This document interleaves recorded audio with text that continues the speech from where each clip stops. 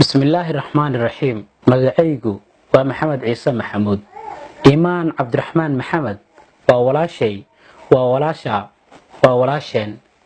laga yaabay inaad horay u aragtay qof dharag dartii raashinkii uu cunay ma tagaya inaad sidoo kale horay u aragtay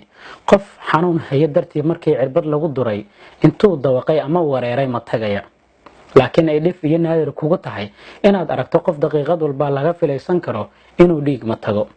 waxa qasbi karaana qofka waa xanuun haya Iimaan Cabdiraxmaan Maxamed waxa haya xanuun aad u adag way ugu adkaatay markii aan la kulmay inaan muuqaal ka soo duubo sababtoo ah xanuunka haya darteed daqiiqad walba Iimaan waxa laga filaysan karaa inay ma tagto dhiig waxa ku qasbaya waxa ku dhacay xanuunka loo yaqaan kansarka gaar ahaan kansarka ku dhaca dhiigga iyo dhuuxa walaasheen waa laga daweyn karaa xanuunka dhaqaale gaaraya ilaa in ka badan 90,000 oo dollar ayaa loo baahday ku dhawaad 70,000 oo dollar ayaa la ii sheegay in ehelka iminka ay gacanta ku hayaan inta ka dhimanna waad qiyaasi kartaa ama waad ogtahay kaliya Iimaan in laga bedelo dhuuxa iyo dhiigga ayay u xaniban tahay da'deedu waa 18 jir waxa wax looga qaban karaa kaliya dalalka Turkiga Jarmalka iyo India waana wax aad u fudud hadii ay heshaa fiisaha dalku galka dalalkaasina waa loo sameyn karaa Iimaan walaasheen in xanuunkaasi alla isaga oo la jira laga qaado waxay hadda ku sugan tahay Muqdisho waa laga keenay gaalkacyo in badan ay ku xanuunsanaysay waxay ku jirtaa isbitaalka Digfaar waxay kaaga baahan tahay laba arrin mar walba waxa hubaalay inay u baahan tahay dhiigeeda oo noociisa uu yahay B+ fadlan hadii aad og tahay dhiigaada inuu yahay B+ ku booqo isbitaalka Digfaar oo ugu deeq walaasha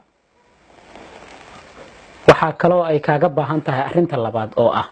inaad ku taageerto dhaqaalaha ay u baahan tahay si wax ka bedelid loogu sameeyo dhuuxeeda iyo dhiigeedaba ee xanuunsanaya fadlan hadii aad tahay ninka daawanayo ama gabadha daawanaysa muuqaalkan mas'uul dawladeed oo qaba waxaad u qaban karto hadii aad tahay qof ganacsata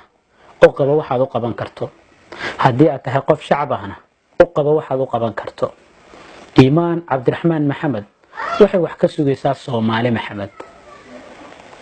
ugu yaraan fadlan ku caawi inaad faafiso muuqaalkan oo ay gaaraan saaxiibadaada kale laga yaabay inuu arko qof wax u qaban kara Iimaan ya Allah ilaahu caafimaad taamasi walaasheen Iimaan Cabdiraxmaan Maxamed anigu maraan ugu tagay Digfaar waxaan indhahayga ku arkay iyadoo ma tagaysa waana sababta keentay inaan awoodi kari waayo anoo doonaya inaan warbixin ka sameeyo inaan muuqaal ka soo duubo Allah ayo inta caafimaadka u baahan caafimaad si aan garab istaagno walaalahayn mahadsanid